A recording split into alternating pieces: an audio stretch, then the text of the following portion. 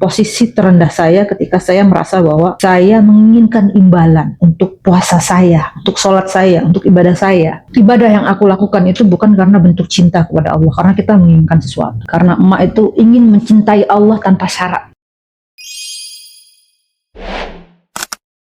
Assalamualaikum warahmatullahi wabarakatuh, Sobat True Stories. Saya kembali lagi. Kemarin ada yang komen ya, kalau bisa jangan manggilnya jangan emak, saya aja, karena yang nonton banyak yang lebih tua. Oke lah, saya. Kesannya kagak, tapi nggak apa-apa ya. Jadi gini teman-teman, saya kembali lagi ingin menyapa teman-teman semua, ingin bercerita, ingin memotivasi. Sebenarnya dengan saya bercerita itu sama kayak memotivasi diri sendiri gitu ya. Terus sebenarnya sih pengen juga sih emak dimotivasi oleh teman-teman juga gitu. Tapi intinya gini, ketika saya ini bercerita, saya tuh ngerasa saya menjadi lebih bermanfaat. Saya seneng bersama teman-teman, bertemu teman-teman dan bercerita untuk teman-teman. Dari puasa Daud ya. Tapi intinya dari semua ibadah ini, pernah nggak dari teman-teman ini berpikir sebenarnya kita ini ibadah untuk apa? Kita ini ibadah untuk siapa? Jadi teman-teman pernah ada berpikiran seperti itu. Terus kita sholat, puasa, sedekah, naik haji, karena apa? Apa sih gitu? Apakah karena kita ingin mendapatkan imbalan? Manusia itu seperti itu ya. Jadi ketika diiming-imingi dengan yang menguntungkan, biasanya tertarik. Tapi gini, emak aku ya secara jujur bahwa posisi di titik terendah saya adalah ketika saya merasa bahwa dengan beribadah nanti saya akan mendapatkan surga. Karena saya ingin mendapatkan surga, makanya saya beribadah, berbuat baik. Nah, di sini ini seolah-olah ibadahku, puasaku itu karena imbalan, bukan karena cinta. Jadi, Mbak merasa ini bukan cinta. Kalau cinta itu nggak seperti ini loh, gitu loh. Niatnya itu nggak seperti ini gitu. Jadi, kalau umpamanya nih, ketika kita berpuasa karena nanti ingin mendapatkan surga, bukan karena kita cinta sama Allah, itu rasanya beda sekali. Gimana ya ceritanya ya? Jadi intinya itu posisi kalau menurut saya itu adalah posisi terendah saya ketika saya merasa bahwa saya menginginkan imbalan untuk puasa saya, untuk sholat saya, untuk ibadah saya, gitu. Ibadah yang aku lakukan itu bukan karena bentuk cinta kepada Allah, karena kita menginginkan sesuatu. Sementara Allah itu sudah memberikan kita banyak hal ya, kehidupan, pengalaman hidup yang luar biasa, dengan tubuh yang sempurna. Kita bayangkan mahakarya Allah ini ya,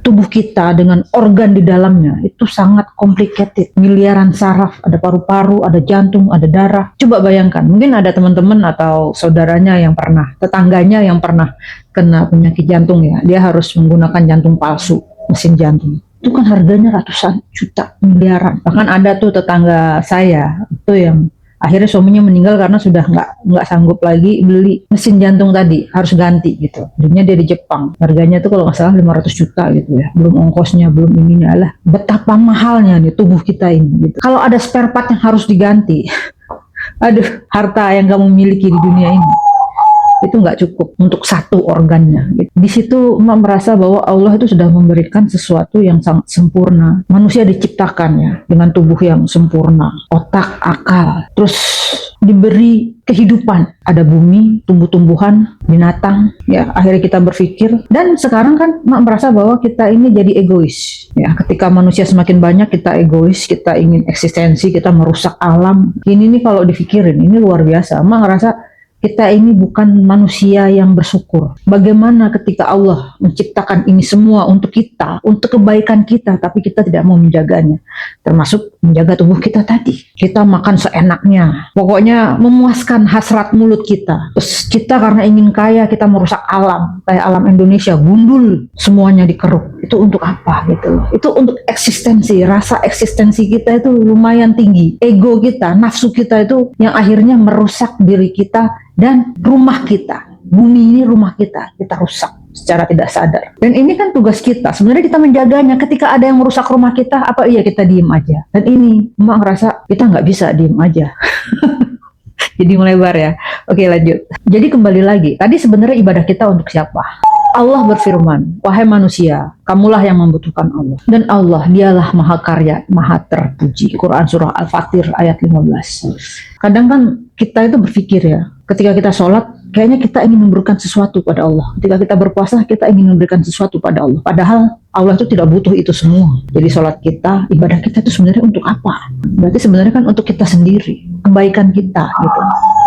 Untuk menyelamatkan kita, karena kita itu butuh Allah. Untuk memperbaiki diri kita, untuk mendidik kita, mengendalikan nafsu kita, untuk mengingatkan kita bahwa hidup ini bukan tentang apa yang ingin kita miliki. Rasulullah bersabda di dalam hadis qudsi, setiap amal anak Adam adalah untuknya, kecuali puasa.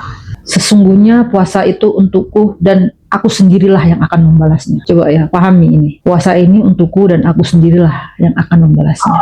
Hadis riwayat Bukhari dan Muslim. Di sini saya semakin memahami mengapa saya itu begitu mencintai puasa. Kita tidak. Jadi ketika ibadah kita yang lain itu karena untuk kebaikan kita, tapi puasa itu untukku dan hanya aku yang membalasnya. Kenapa harus puasa? Puasa itu karena orang tuh harus melaparkan diri, menahan nafsu. Untuk apa? Di sini emak nggak bisa jawab. Ya itu kuasa Allah dan emak nggak akan coba mengorek. Tapi yang jelas ketika kita berpuasa, kita itu melaparkan diri. Kita berserah diri, menahan nafsu, menahan ego, menahan lapar. Untuk apa sih sebenarnya manusia itu menahan lapar? Nah, kan itu sebenarnya ya. Oke, jadi itu emak hingga detik ini masih belum bisa jawab. Kalau dulu ya, atau mungkin teman-teman yang lain, banyak yang berpikiran ketika berpuasa karena menginginkan sesuatu. Berdoa agar nanti anak-anaknya hidup bahagia di dunia dan di akhirat. Materi ujung-ujungnya. Di dunia. Kesuksesan dalam pendidikan, dalam kekayaan, kedudukan, nah itu ya. Biasanya di situ tuh. Jadi kalau mungkin dulu emak pernah berpikir bahwa, oh gue puasa karena ingin mendapatkan jabatan. Hidup gue enak gitu ya, punya kekuasaan. Tapi setelah semakin hari semakin kesini, emak itu berpikir begini, sebenarnya ibadah kita, puasa kita, hubungan kita dengan Allah itu tidak bisa dibangun dengan kalau saya melakukan ibadah ini, apa yang saya dapatkan. Nah ini nggak bisa. Jadi emak coba berpikir bahwa emak tidak akan mau berpikiran seperti itu. Entah ya teman-teman. Tapi yang jelas, ketika emak sudah berpikir seperti itu, maka jalan hidup emak itu berubah. Emak sudah bagikan ya kepada teman-teman bagaimana emak mencintai kesunyian, hening, keheningan. Karena ketika emak merasa hening, itu merasa emak itu bisa berpikir dan bisa merasa dekat dengan Allah. Emak tidak pernah bisa menemukan Allah di dalam keramaian. Nah itu contohnya ya. Terus yang kedua, ketika saya belajar pun, saya itu dituntun, walaupun ada guru. Jadi gini, emak bukannya tidak mau menghargai guru ya, tapi yang jelas, guru juga manusia, dia punya salah, dia punya dosa. Gak ada manusia yang sempurna. Guru juga bisa tidak memahami, pengetahuannya terbatas. Ilmu Allah itu tidak ada batasnya. Jadi kadang-kadang ketika Allah sudah mengirimkan guru, itu pun emak tuh masih refleksi diri. Oh ini benar, yang benar diambil, yang kurang srek kita cari lagi. Berarti ada sesuatu yang belum benar, dan itu karena dasarnya adalah ilmu Allah itu tidak ada batasnya. Di dalam surat Al-Kahfi ayat 109 itu kan dijelaskan seandainya, maka jika air laut ini dijadikan tintanya, bahkan ketika air laut itu sudah habis, ilmu Allah itu belum selesai ditulis. Bayangkan ya, jadi begitu luasnya ilmu Allah. Jadi kita itu sebagai manusia jangan pernah merasa kita itu yang paling pandai dalam segala hal. Di atas langit itu ada langit, di atas orang berilmu ada orang yang lebih berilmu lagi. Di surat Al-Luqman ayat 27 ya, seandainya seluruh pohon itu dijadikan penanya, dan lautan itu dijadikan tintanya, ditambah 7 lautan lagi. Bayangkan, ilmu Allah itu nggak ada habisnya. Jadi ya, begitulah hebatnya, luar biasanya ilmu Allah. Dan kita sebagai manusia wajib menggali ilmu terus. Jangan pernah berpikir, dan jangan pernah berhenti, dan jangan pernah merasa puas. Jadi walaupun emak ini udah tua, tetap belajar setiap hari. Karena apa? Karena sebagai manusia, kita wajib menuntut ilmu. Jadi apa yang sudah emak dapatkan sekarang ini? Jadi emak merasa bahwa ibadahku karena Allah, bukan karena ingin mendapatkan jodoh, mendapatkan kekayaan, mendapatkan ketenaran, dan itu menurut emak nggak ada artinya. Makanya sekarang itu kalau ada orang-orang yang mengajak emak bertemu dengan orang-orang hebat ya, tokoh-tokoh penting, emak nggak butuh itu. Karena gini, emak itu sudah nggak butuh lagi eksistensi di dunia ini, sudah nggak butuh siapapun kamu, profesor, doktor. Menurut emak, maaf ya, ilmu kamu masih sangat sedikit dibandingin dengan ilmu Allah. Siapapun mereka di mata emak sama. Oh, lu sekolah, nggak sekolah, lu S2, S3, S4, S5. Tapi ketika kamu berjalan ke arah yang benar, maka Itulah guru emak yang sebenarnya. Jadi ketika emak mencari ilmu, itu bukan mencari siapa yang paling ahli, siapa orang yang berjalan mendekati kebenaran. Itulah guru emak yang sesungguhnya. Jadi gitu ya teman-teman ya. Jadi emak itu beribadah bukan karena ingin mendapatkan dunia, karena emak itu beribadah karena ingin berjalan ke arah yang benar, mendekatkan diri ke hal yang paling benar. Karena emak itu ingin mencintai Allah tanpa syarat. Jangan kalau kayak gini ini sedih jadinya. Emak ini sadar kita ini milik Allah dan Allah itu tidak membutuhkan emak. Kita itu bukan siapa-siapa. Kita diberikan kesempatan di dunia ini sebagai khalifah di muka bumi, beribadah sebaik-baiknya untuk melakukan kebaikan sebanyak-banyaknya sebagai bekal kita di kehidupan kita selanjutnya. Itu sih intinya ya.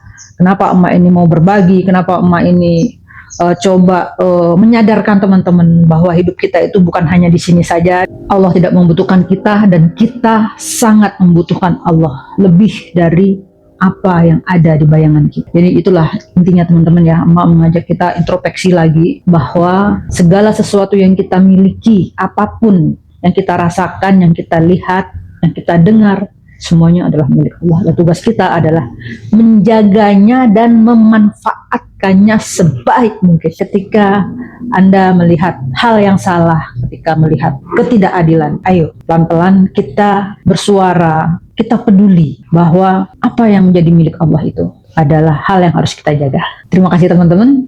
Assalamualaikum warahmatullahi wabarakatuh.